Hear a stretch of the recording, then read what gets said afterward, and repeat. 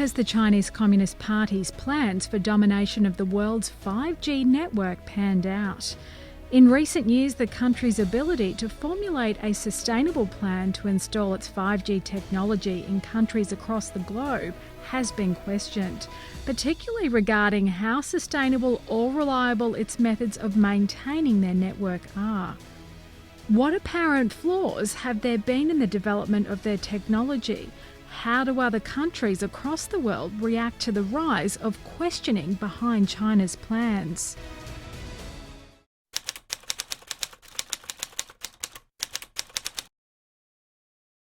In a media interview, Huawei, former finance minister of China, stated that the 5G plan has three major problems.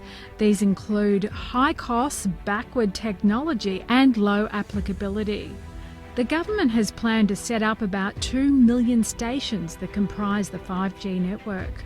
Such a complex network of stations should be able to grant citizens access to the internet in record time.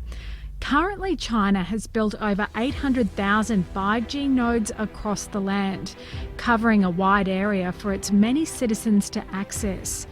Unfortunately, keeping these facilities online has proven costly.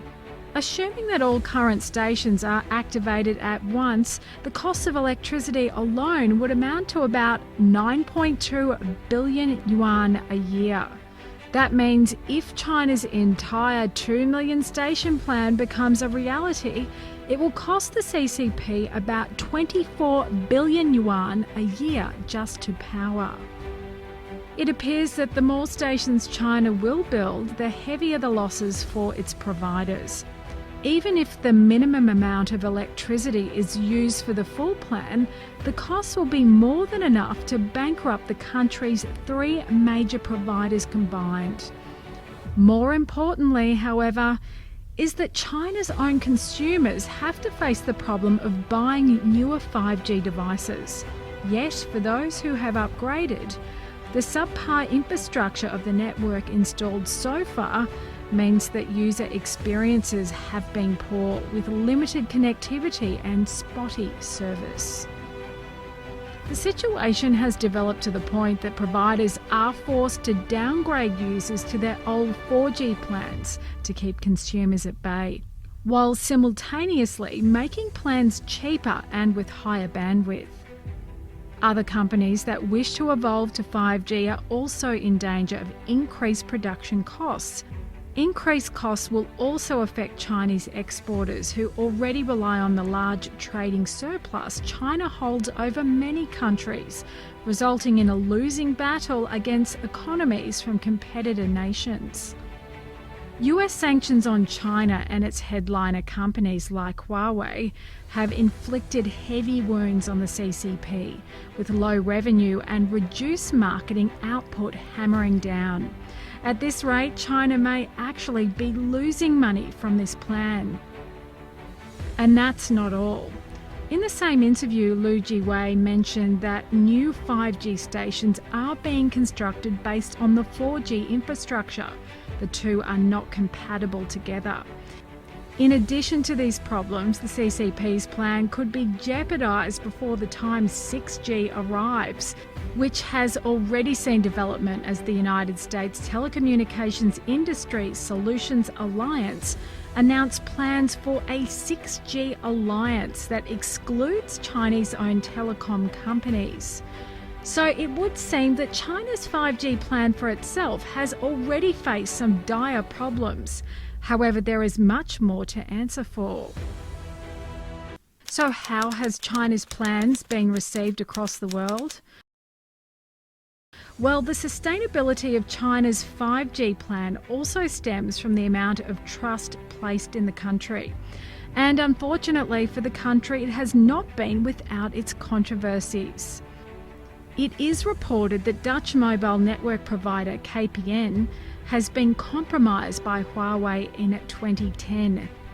According to the Dutch newspaper Die Volkskrant, Huawei could access KPN's network and eavesdrop on the company's clients without leaving a trail.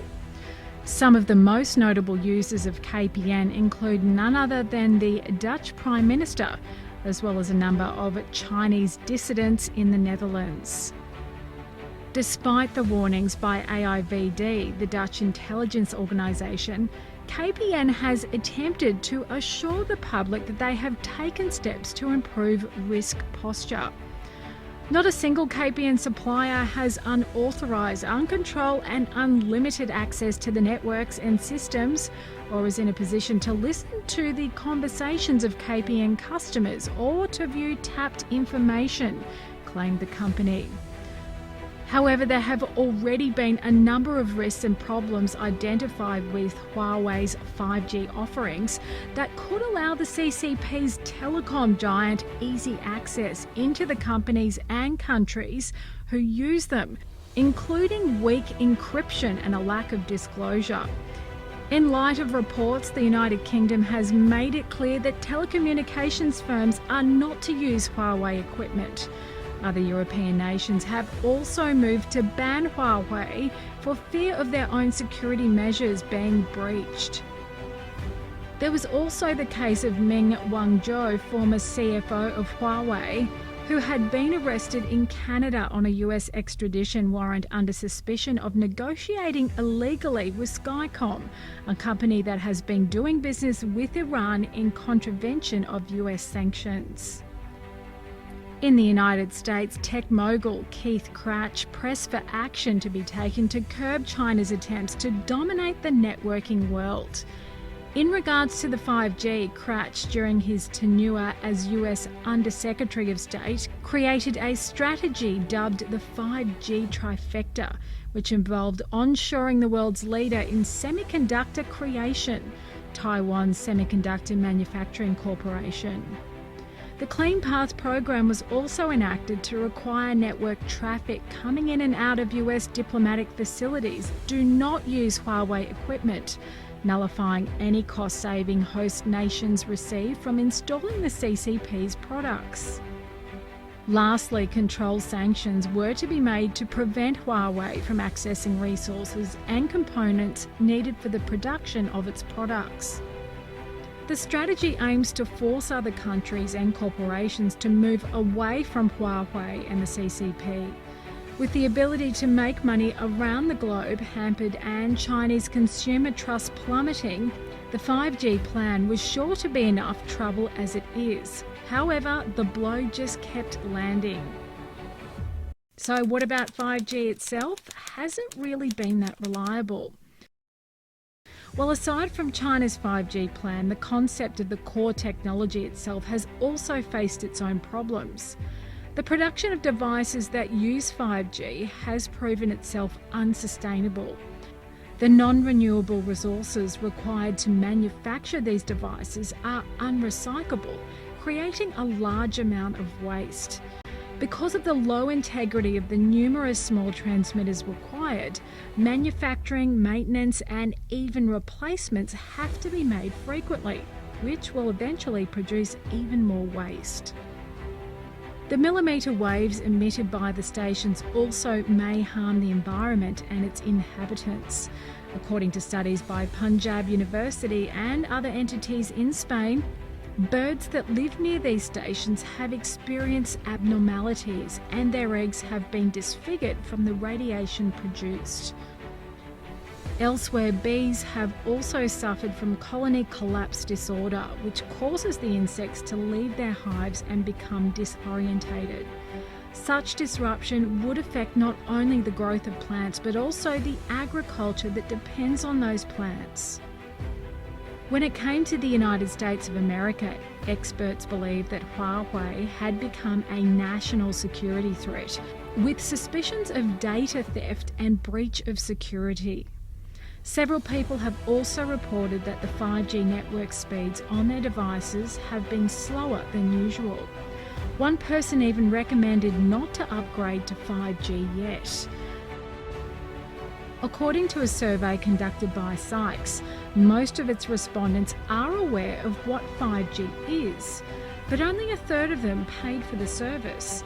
There is a high level of concern on 5G, mainly with potential hazards like radiation and infrastructure problems. Most were uncertain about switching to 5G, and they believe that the USA will beat China in the race for 5G domination. Europeans, on the other hand, seem a little more optimistic about 5G, but many are still not aware of all the details. In all, the 5G plan made by China has been far from smooth. China's status on the world stage is also tampered by its own misgivings, with countries unwilling to cooperate with the CCP because of its questionable to downright intrusive methods. The cautious nature of the general populace in the developed countries have also sullied its chances to convince the world of its futuristic approach.